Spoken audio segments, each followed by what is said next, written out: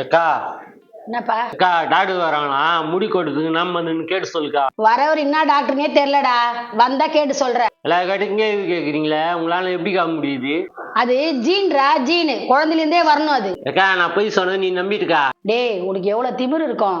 Doctor வரட்டும், உனக்கு முடி கொட்டுறதுக்கு வைத்தியத்தை கேக்குற, வளர்றதுக்கு சொல்ல மாட்டேன். அக்கா நீ குடிக்கிற டீல பேதி மருந்து கலந்துருவேன், பரவாயில்லையா?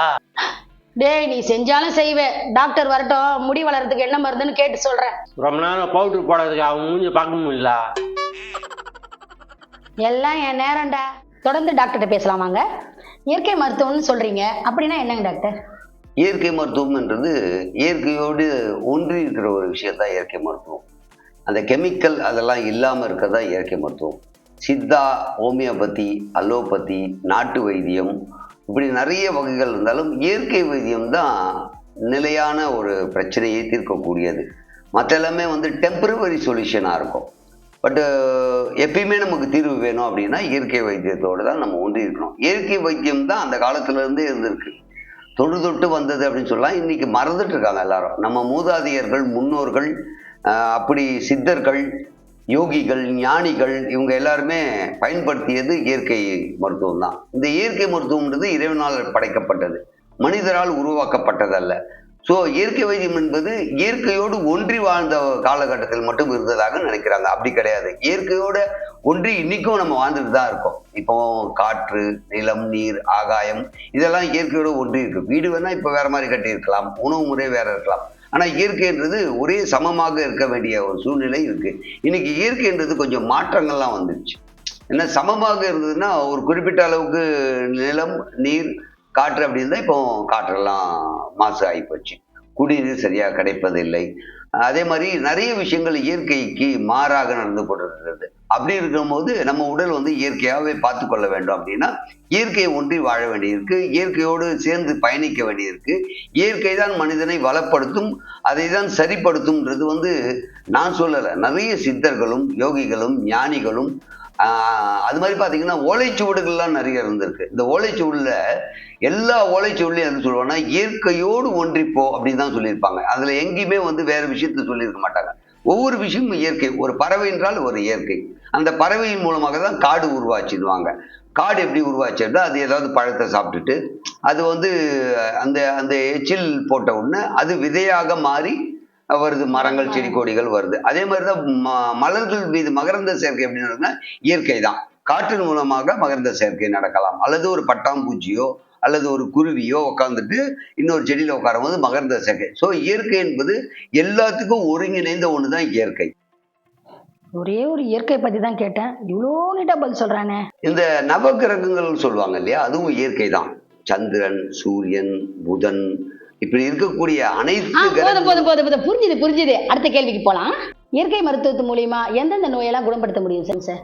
அருமையான கேள்வி கேட்டிருக்கீங்க. உண்மையிலேயே எல்லார் மனசுல இருக்கிற ஒரு கேள்வி. இந்த கேள்வி தவறான கேள்வி. ஆனா நல்ல கேள்வின்னு சொன்னேன், ஆனா தவறுன்னு சொல்றேன். அப்ப நீங்க யோசிக்கணும். இயற்கையால் எந்த நோயை சரி பண்ணலான்றீங்க.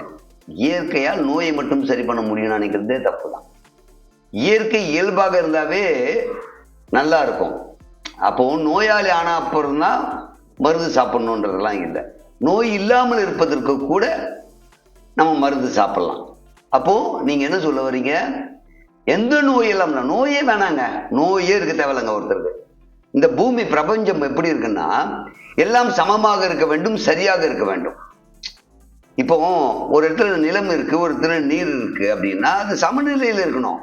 குறைஞ்சாதான் ஊத்துவேன் அப்படின்றது தப்பு இல்லை. அப்ப குறையணும்னு நினைக்கிறல்ல நீ, அதுவே முதல் தப்பு. சரியா இருக்கிறது அப்படியே மெயின்டைன் பண்ண, அதே மெயின்டைன் பண்ணலாம்ல. அதை விட்டுட்டு அது குறையுமா நான் ஊத்துறேன்னா என்னங்க அர்த்தம்? அது மிகப்பெரிய குறையான ஒரு விஷயம். இப்போ உங்களுக்கு அறிவு இல்லை, உதாரணத்துக்கு நான் சொல்றேன், உங்களுக்கு அறிவு இல்லை அப்படின்றாங்கன்னா அறிவு நான் இனிமேல் தான் சேர்க்கணும்னு இல்லை, அறிவோடு இருக்கணும்னு நினைக்கணும். அப்ப அறிவோடு மெமரி இருக்கணும், அப்சர்வேஷன் இருக்கணும். அப்சர்வேஷனும் மெமரி இருந்ததுன்னா நமக்கு குறைபாடு இல்லை. அந்த குறைபாடு வந்த பிறகுதான் மருந்து சாப்பிடுன்றது. அந்த குறைபாடு வர்றதுக்கு முன்னாடியே சாப்பிட்டேன், சேவ் பண்ணணும்ல, அது சேஃப்டியா இருக்கும். ஒரு பணம் செலவழித்த பிறகு சேர்க்க வேண்டும் என்பது இருப்பதை தக்க வைப்பதுன்றது ஒண்ணு இருக்குல்ல, அதுதான் இயற்கை. அப்ப இயற்கையில எந்த நோயெல்லாம் சரியாகும் கேட்கறதே தப்பு. நோய் தான் சரியாகும்ல. இயற்கையாவே எல்லாமே பார்த்துக்கிட்டாவே நல்லாவே இருக்கும். அதுக்கப்புறம் தான் நோய். ஒருவேளை அதுல இருந்து தவறி வந்தால் என்ன மருந்து சாப்பிடலாம் அப்படின்னு தெரிஞ்சுக்கலாம். உங்களுக்கு தெளிவா பல விஷயங்கள் நான் சொல்லணும்னு நினைக்கிறேன். இது வரைக்கும் சொன்ன பதில் எல்லாமே புரிஞ்சுது. நோய்னா என்ன? இப்போ நோய் என்ன அப்படின்னு கேக்குறீங்க. எதெல்லாம் நோயின்றீங்க முதல்ல அதை புரிஞ்சுக்கணும். நீங்க எதெல்லாம் நோயின்னு தெரிஞ்சாதானே இது நோயின்னு சொல்ல முடியும். என்ன நோயின்னு இப்ப என்ன கேக்குறீங்களே, அதுக்கு சரியான பதில் என்னால உங்களுக்கு தெளிவுபடுத்த முடியும் என்னால. ஆனா நீங்க நோய், இதுதான் நோய், இப்படித்தான் நோய் அப்படின்னு நீங்க ஒரு வரமுறைக்குள்ள இருந்தா மட்டும்தான் அது புரிஞ்சிக்க முடியும். இப்ப நான் சொல்றேன், நீங்க இப்ப எதெல்லாம் நோய், அது கேள்வியே தப்பு. இதுதான் நான் அதுக்கும் பதில் சொல்றேனே. எதெல்லாம் நோய்னா எல்லாமே நோய் தான். எல்லாமே நோய் தான். எல்லாமே நோய்ங்க. அதுல அர்த்தம் சொன்னீங்கன்னா தான் புரியுங்களா? அதுதான் சொல்றேன், எல்லாமே நோய். எப்படி சொல்றேன்? இதுதான் நோய். இப்ப ஜுரம் வந்தா நோயின்றீங்க, ஜுரம் இல்லைன்னா கூட நோயின்றேன். எப்படி? உங்க கேள்வி தான் எப்படி அப்படின்றீங்க. ஜுரம் இல்லாம ஒரு மனுஷன் இருக்கான், ஆனா அவனால படிக்கட்டு ஏற முடியாது, மூச்சு வாங்கும். அவனுக்கு ஒரு நோய் உள்ள இருக்காது, அவனுக்கு தெரியவே தெரியாது. அதான் எந்த நோய்? அதுதான் மூச்சு வாங்குற நோய். ஏமா புத்தி இருக்கா அவனுக்கு? மூச்சு இறைக்குது, ஒருத்தரால ஓட முடியல, ஒருத்தரால நடக்க முடியலன்னா அது ஒரு நோய். ஆனா அது வெளியே தெரியாது. ஒருத்தர் சாப்பிட்டு டைஜஸ்டே ஆகல, ஜீரணமே ஆகல, அவனுக்கு தெரியாது. நம்ம நல்லதா இருக்கும்னு நினைப்பான். ஒருத்தர் மோஷன் போறான், கஷ்டப்பட்டு போவான், அவனுக்கு தெரியாது நம்ம கஷ்டப்பட்டு போறோம், அது இப்படிதான் இருக்கும் போல இருக்குப்பான், அவனுக்கு நோய் இருக்கு. அப்போ சொல்லுங்க, ஏதோ கேட்க. மூச்சு வாங்குறதே ஒரு நோய் தானங்க? மூச்சு வாங்குறது நோய் இல்லம்மா, மூச்சு விட்டுதான் ஆகணும், இல்லைன்னா பரலோகம் போய் சேர்ந்துருவோம். அது இல்லம்மா, மூச்சு வாங்குறது நோய் இல்ல, மூச்சு இறைச்சல்னு வாங்க இல்லையா, அது ஒரு நோய். ஆனா அது தெரியாது. அது மாதிரி பல நோய்கள் நமக்கு தெரியாமே உள்ளுக்குள்ள இருக்கு. நீங்க ஜுரம், தலைவலி, வயிறு வலி, இது நோய், உங்களுக்கு தெரிஞ்ச நோய். அது மட்டும் நோய் இல்லை. சாதாரணமா மனுஷ வாழ்க்கையில நிறைய நோய்கள் உடம்புல இருக்கு. அதுதான் என்ன? இப்ப நான் சொன்னேன், அது கூட நோய் தானம்மா. இப்போ சாப்பிடுற, ஜீரணம் ஆகல, ஆனா உனக்கே தெரியாது ஜீரணம் ஆகலன்னு. என்னமோங்க சாப்பிடுறது மந்தமா இருக்கு, அது நோய். பேயே சாரிம்மா, அது நோய், அதுவே உங்களுக்கு தெரியல. அப்ப நோய்ன்றது நீங்க பிக்ஸ் பண்றீங்கன்ற அறிவு இருக்கா உங்களுக்கு? ஒரு பிக்ஸ் பண்றது இதுதான் நோய் அப்படின்னு ஏன் பிக்ஸ் பண்றீங்க? எல்லாமே நோய். அப்ப எல்லாமே சரியா இருக்குன்னா இயற்கை சரியா இருக்கணும். இயற்கையை நீங்க எடுத்துக்கிட்டா எல்லாமே சரியா இருக்கும், அப்புறம் ஏன் நோய் வருது? இதுதான் நோய் நீங்க எப்படி முடிவு பண்றீங்க? யாரை கேட்டு முடிவு பண்றீங்க? எல்லாமே நோய்ங்க. நான் டென்ஷன் ஆகலங்க. இப்படி புரியாம குழப்பி மக்களை சாவடிக்கிறீங்க நீங்க. எல்லாத்துக்கும் போய் போயிடுறாங்க. இப்போ இயற்கை எடுத்துக்கிட்டாவே நோய் வராது. இப்போ நான் சொன்னது உங்களுக்கு புரியுதுங்களா? இப்போ ஒரு மனுஷன் காலையில எந்திரிக்கிறான், அவனுக்கு நோய். எழுந்திரிச்சாலே நோயா? ஆமாங்க, எந்திரிக்கும் போது நோய் பாருங்களேன் அப்படின்னு ஒருத்தன் சொன்னா இருக்கணும். ஒருத்தன் என்னமோ சேர்ந்ததே ஒரே மூச்சோட கஷ்டமா, எஞ்சாவே ரொம்ப சோம்பலா இருக்கு, எவ்வளவு நோய் உனக்கு? அதெல்லாம் ஒரு இயற்கை தானே சார்? அதுதான் நீங்க நினைச்சுக்கிறீங்க. இங்கதான் இயற்கைக்கும் நோய்க்கும் மாறுபாடு இருக்கு. அப்ப அதை சரி பண்ணோம்ல. ஒருத்தர் திமிரு விடுறாங்க, எதுக்கு திமிரு விடுறான் அதை சொல்லுங்க. நீங்க சொல்லுங்க, காலையில எந்திரிக்கிறீங்க, அந்த திமிருன்னு சொல்லுவாங்க இல்லையா, அப்படி அது விடுறாங்க. அதுக்கு என்ன காரணம்? அது ஒரு 8 மணி நேரம் படுத்துட்டே இருக்கிறதால, நம்ம கை கால்லாம் கொஞ்சம் அசதியா இருக்கிறதால அப்படியே இருக்கிறோம். அப்ப எழுந்த உடனே நம்ம கொஞ்சம் சுறுசுறுப்பா ஆகணும்னா அந்த மாதிரி பண்ணாதானே நம்மளுக்கு சுறுசுறுப்பாக முடியும். கரெக்டா சொல்றீங்க. ஆனா அதுக்கு உள்ள அர்த்தம் உங்களுக்கு இல்லை. 8 மணி நேரம் தூங்கினான்னு நீங்கல்ல, 8 மணி நேரத்துக்கு முன்னாடி அவன் என்ன பண்ணான்? கார்ல போனானா, நடந்து போனானா, ஹார்ட் ஒர்க் பண்ணானா, இல்ல 8 மணி நேரம் நிம்மதியா தூங்கினானா, தூங்கலையா, இல்ல சாப்பிட்டது ஜீரணம் ஆகலையா? இவ்வளவு விஷயம் இருக்க, அந்த திமிரு உள்ள இவ்வளவு விஷயம் இருக்க. அப்ப நீங்க எப்படி சொல்லுவீங்க? உங்களுக்கு புரியுதா நான் சொல்றது? தெளிவா புரியுதா உங்களுக்கு? தெளிவா சொல்றேங்க. ஒருத்த முன்னாள் என்ன பண்ணான், ஒரு சில ஃபுட்டெல்லாம் 2 நாள் வரைக்கும் அப்புறம் தான் ஜீரணம் ஆகும். அப்ப 2 நாள் முன்னாடி என்ன பண்ணான்? அதனாலதான் இந்த திமிரு வருது. எப்போ 2 நாள் முன்னாடி பண்ணது கூட திமிரு வரும். அப்ப அது நோய் தானே? ஆமா வரும். இதுதாங்க தெரியல உங்களுக்கு.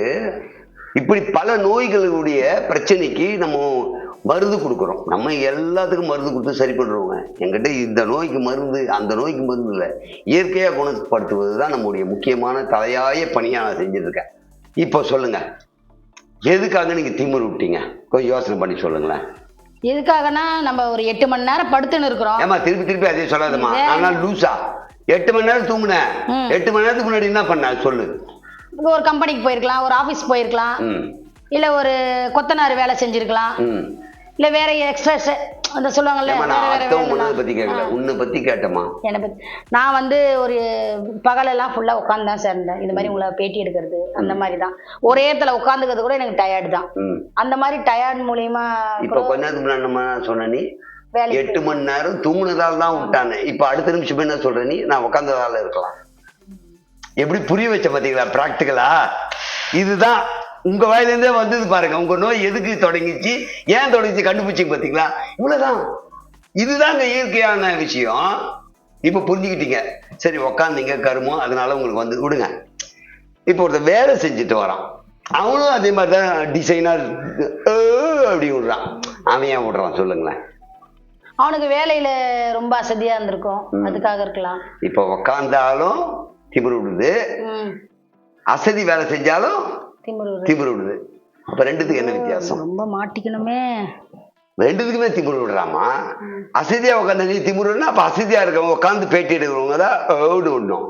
கஷ்டப்பட்டு வேலை செய்யறவன் விடணும். ஏன் அப்படி விட மாட்டான்? அவனு ஏன் இவனை கேள்வி கேட்டா நம்மளையே கேள்வி கேட்கறானே. தெரியுது உங்க மைண்ட் வாய்ஸ் என்ன அருமையா டாக்டர் சொல்றாருன்னு நீ உனக்குள்ளேயே பேசுற. அதுதான்மா நம்முடைய ஸ்பெஷல். சரிம்மா, இப்ப நான் இன்னொன்னு கேட்கிறேன். இந்த திமிருன்ற விஷயம் விட்டுருங்க. ஒரு மனுஷனுக்கு கைவலி, கால்வலி, மூட்டு வலி, தலைவலி, நெஞ்சு வலி இது வரைக்கும் வருதுன்னா என்ன காரணம்? நான் மருந்து தரேன், எல்லாத்துக்கும் நான் மருந்து தரேன். 1 hour கிளியர் பண்ணுவேங்க. நான் கொடுத்தேன்னா ஒரே மணி நேரத்துல. அதாவது இப்படி நடக்கவே முடியல, ஓடுவான். 100 மீட்டர்ஸ்ல ஒலிம்பிக்ல பலர் என்கிட்ட வாங்கி போய் மருந்து சாப்பிட்டு தான் ஜெயிச்சாங்க. அது இயற்கை மருந்துன்றதுனால அக்செப்ட் பண்ணாங்க. இல்ல வச்சுங்க அவன் அந்த கப்பு ரிட்டர்ன் வாங்கிட்டு எப்படா நீ இது சாப்பிட்ட ஊக்க மருந்தான்னு இருப்பான். நம்ம ஊக்க மருந்து ரொம்ப பெயினா இருக்கவங்க உடனே நடந்துருவாங்களா? ஓடுவாங்க. ஒலிம்பிக்ல ஒருத்தர் அப்படித்தானே பெட்ல படுத்திருந்தாரு. அப்புறம் நான் மருந்து கொடுத்தப்பதான் ஓடினாரு அவரு. ஒலிம்பிக்ல ஒரு தடவை ஓடினாரு, உலக லெவலில் ஒரு தடவை 3rd பிரைஸ் வந்தாரு. முன்னாடி 2 பேர் யாரா ஜெயிச்சாங்கன்னா ஏற்கனவே என்கிட்ட மருந்து வாங்கி சாப்பிட்டோம். எங்க பெரியமா கூட ரொம்ப நாளா நடக்க முடியாம இருக்காங்க. அவங்க எழுந்து ஓட தேவையில்ல, நடந்தா போதும். ஓகேமா. பெரியமாக்கு என்ன வயசு? பெரியமாக்கு ஒரு 65 வயசு இருக்கு. 65 வயசு. 65 வயசுல அவங்க என்னென்னலாம் ஒர்க் பண்ணாங்க? விவசாயம் தான் பார்த்தாங்க. விவசாயம் பார்த்தாங்க. எவ்வளவு வருஷம் விவசாயம் பார்த்தாங்க? விவசாயம் வந்து ஒரு 10 வருஷம் பார்த்தாங்க. 10 வருஷம். ஒரு நாளைக்கு எத்தனை மணி நேரம் உழைப்பாங்க? ஒரு நாளைக்கு வந்து ஒரு 6 மணி நேரம் உழைப்பாங்க. 6 மணி நேரம். மீதி இருக்கிற டைம்ல என்ன பண்ணாங்க? வீட்டு வேலையை செய்வாங்க. வீட்டு வேலைனா என்ன வேலை செஞ்சாங்க? துணி துவைக்கிறது, பாத்திரம் தேய்க்கிறது, சமைக்கிறது. சமைக்கிறது வந்து மேல வச்சு இந்த அடுப்பா இல்ல கீழே உட்காந்து பண்ணாங்க? கீழேதான். கீழே உட்காந்து பண்ணாங்க. விறகு அடுப்பா கேஸா? விறகு அடுப்பு தான். விறகு அடுப்பு. விறகு வெட்ட போயிருப்பாங்களா இல்ல எங்கன்னா வாங்கிட்டு வந்தாங்களா? விறகு வெட்டின்னு தான் வந்தாங்க. பாத்தீங்களா?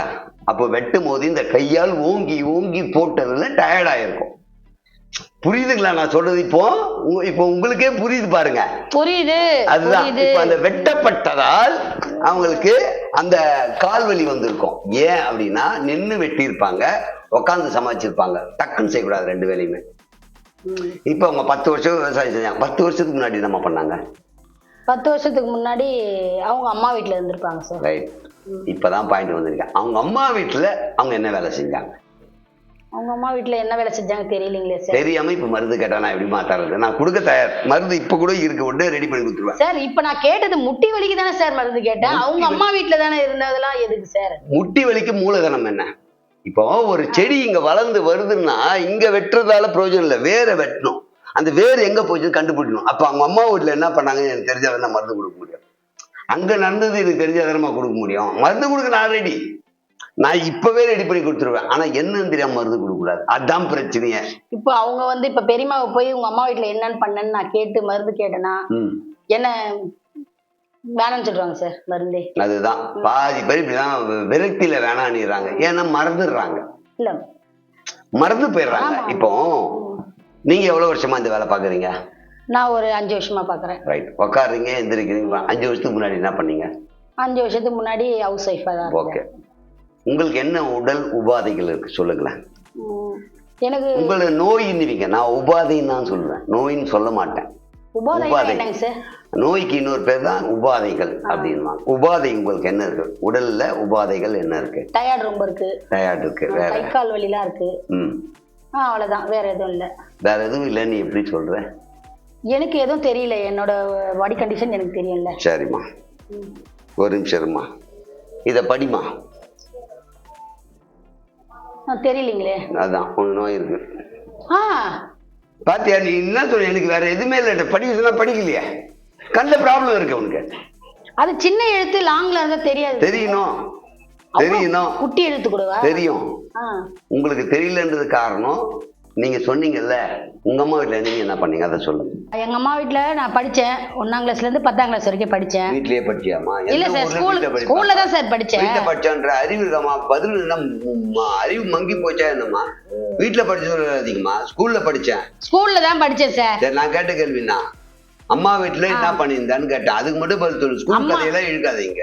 அம்மா வீட்டுல படிச்சேன் சார். அம்மா வீட்டுல எப்படிமா படிக்க முடியும்? ஸ்கூல்ல தான்மா படிக்க முடியும். வீட்டுல இருந்து தானே சார் ஸ்கூலுக்கு போக முடியும். ஆமா, அம்மா வீட்டுல படிச்சேன்னு சொல்லுவாங்களா யாரும்? அம்மா வீட்டுல ஸ்கூல்ல படிச்சேன். அது எனக்கு தேவையில்ல. அம்மா வீட்டுல நீ என்ன பண்ண? எங்க அம்மா வீட்டுல நான் ஒண்ணுமே பண்ணல சார். எதுவுமே பண்ணல. தண்ட கரும்புக்கு உட்கார்ந்து இருக்க. அம்மா அப்பா எல்லா வேலையும் செஞ்சிருவாரு, அம்மா எந்த வேலையும் செய்ய விட மாட்டாங்க.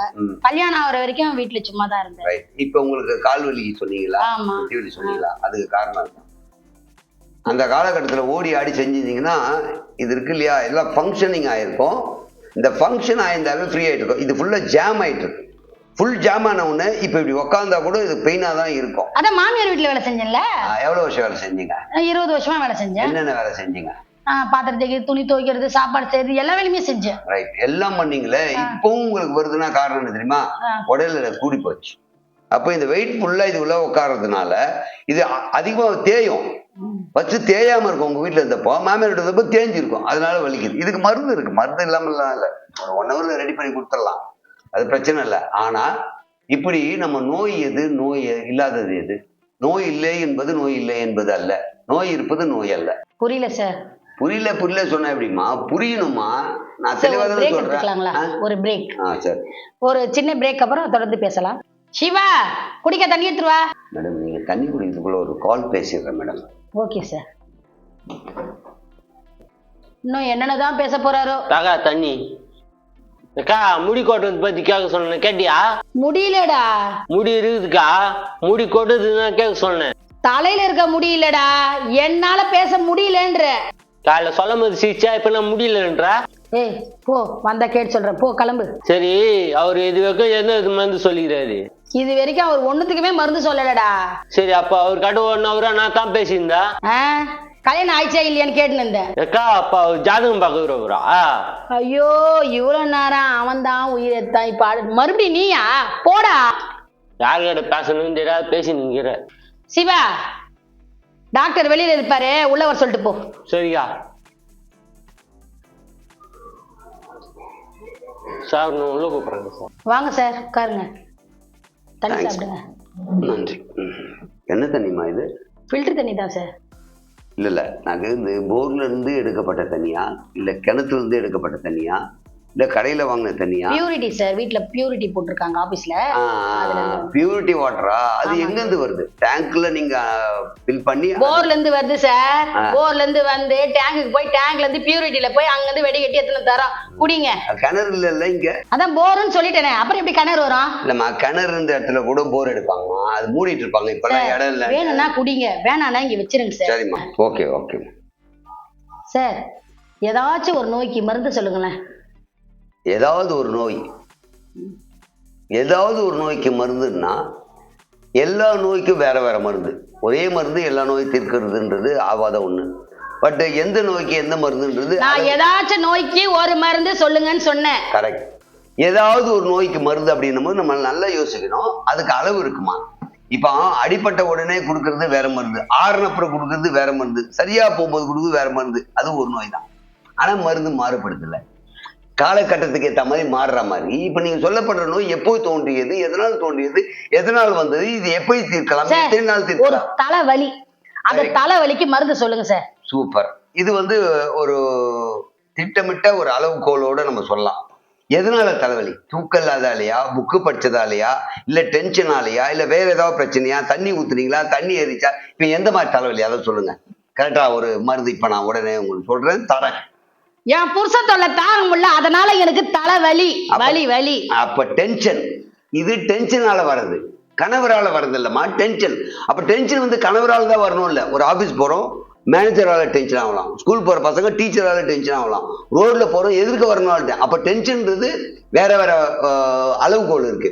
ரோட்ல போற என்னடா கத்துவோம், ஆசிரியர்கிட்ட என்னங்க அப்படி அது கொஞ்சம் குறைப்போம். புருஷனா இருந்தா அது வேற டென்ஷன். இப்ப உங்களுக்கு வந்து புருஷன் டென்ஷன் என்ன அளவுகோல் இருக்கும், எதனால அந்த புருஷன் கூட சண்டை, இந்த டென்ஷன் பண்ணார்ல அதுக்கு புடவை வாங்கி தரலாம் வேற மாதிரி டென்ஷன், நகை வாங்கி தரலாம் வேற மாதிரி டென்ஷன், சமைக்கலாம் வேற மாதிரி டென்ஷன். இது எந்த மாதிரி டென்ஷன்?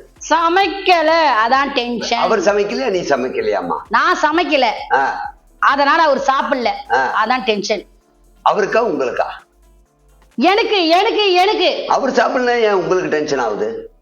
சாப்பிடாதது அவர் தானே, அப்ப உங்களுக்கு ஏன் டென்ஷன் வரணும்? அப்ப தேவையில்லாத டென்ஷன் இது. கரெக்டா புரியுதா? அதுக்குதான் சார் ஒரு மருந்து சொல்லுங்கன்னு சொல்றேன். ரைட். இது வந்து மருந்து சாப்பிட்டா சரியாகும்ல, இதுதான் இயற்கைன்றது. புருஷனோட அந்யோன்யமா இருந்தா தலைவலி போயிடும். அப்ப இதுக்கு ஒரு மருந்து நீங்க தேடுறீங்க தெரியுங்களா, அங்கதான் தப்பு பண்றீங்க. டாக்டர் மருந்து இருக்கா, டாக்டர் மருந்து இருக்கா, டாக்டர் மருந்து இருக்கா எல்லாத்துல போய் கேட்கும் போது அவங்க ஏதோ ஒண்ணு கொடுத்து சைடு எஃபெக்ட் ஆகுது. இது தீர்க்கப்பட வேண்டியது.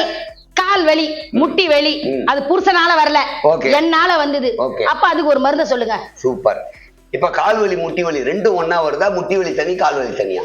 கால்ன்றது இது ஃபுல்லாமா, முட்டின்றது இங்க இருக்கு. சோ உங்களுக்கு எந்த ப்ராப்ளம்? இதுல இருந்து இது வரைக்கும் ப்ராப்ளம். முட்டியும் காலும் ரெண்டும் சேர்ந்து. ஓகே.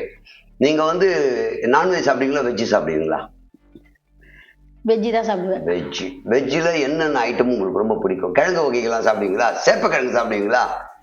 நான் சேப்பக்கிழங்கு சாப்பிட மாட்டேன், எந்த கிழங்கும் சாப்பிட. அதெல்லாம் தப்பு பண்றீங்க. அதெல்லாம் சாப்பிடலன்னா இப்ப அங்க ஒரு ஜவ்வு இருக்கும், அதுக்கு ஒரு ஆயில்மெண்ட் மாதிரி ஒண்ணு வேணும். அப்போ சேப்பக்கிழங்கு சாப்பிட்டீங்கன்னா அதுல சத்து இருக்கு. அப்ப கடைசி வரைக்கும் நீங்க மருந்து சொல்ல மாட்டீங்க, நான் சேப்பக்கிழங்கு சாப்பிட்டா சரியாயிடுவேனா? சேப்பக்கிழங்கு சாப்பிட்டா எப்படிமா சரியாகும்? அதுல ஒரு ஜவ்வு ஜவ்வுன்னீங்களே. இப்ப அதுதான் உங்களுக்கு புரியல. அதுக்கு தேவையானது சேப்பக்கிழங்குலும் இருக்குன்ற. நான்வெஜ் சாப்பிட மாட்டேங்க, இல்லைன்னா அது வெளியே ட்ரீட்மெண்ட் சொல்லிப்பேன். நான்வெஜ் சாப்பிடல. இப்ப உங்களுக்கு தேவையானது மருந்து கால்வலிக்கா? ஆமா. எவ்வளவு நாளா இருக்கு அது? ஒரு வருஷமா. ஒரு வருஷமா. எப்ப நீங்க இதை உணர்ந்தீங்க நமக்கு கால்வலி தான் இருக்குன்ற உணர்வு எப்போ உங்களுக்கு வந்துச்சு? சில பல டென்ஷன்க வரும்போது கால்வலி வருது. டென்ஷன் வரும்போது கால்வலி வரக்கூடாதுமா, சம்மந்தம் இல்லாம சொல்றீங்க. தலைவலி வரலாம், தட்ஸ் ரைட். கால்வலி எப்படி ஒரு டென்ஷன்? அப்போ உங்களுக்கு மைண்ட் அப்செட் ஆயிருக்கு, புரியுதுங்களா? உங்களுக்கு மைண்ட் அப்செட். ஏன்னா டென்ஷன்ல கால்வலின்றீங்களே, கால்வலி எப்படி ஒரு டென்ஷனுக்கு? உங்களுக்கு புரியுதுங்களா? இப்ப கால்வலி எதனால வந்ததுன்னு நினைக்கிறீங்க, அது சொல்லுங்க. எனக்கு காலம் வலிக்கல, தலை வலிக்கல. அதான் பாத்தீங்களா, இதுதான் இயற்கை மருத்துவம்ன்றது. இதை மருந்து இல்லாம குணப்படுத்த முடியும். ஹிப்னாட்டிசம், மெஸ்மரிசம் ரெண்டு இருக்கு. அது ஹைபாலால சரி பண்றது. சார் பிரெயின் ஸ்டுடியோல அடுத்த ஷூட் இருக்கு சார், நீங்க அடுத்த நிகழ்ச்சியில நீங்க சொல்லிக்கலாம் மத்தத. Very good. இவ்வளவு நேரம் நான் உங்களுக்கு சொன்னது ரொம்ப பயனுள்ள தகவலா இருந்திருக்கும். நிறைய விஷயங்கள் கேட்டாங்க, நானும் சொல்லியிருந்தேன். அடுத்த நிகழ்ச்சியில இது போல பல நோய்களுக்கான தீர்வும் மருந்தும் நான் நிச்சயமா சொல்வேன். நன்றி வணக்கம். நன்றி வணக்கம். நீங்களும் சொல்லலாமா? சொல்லிடுங்க. நன்றி வணக்கம்.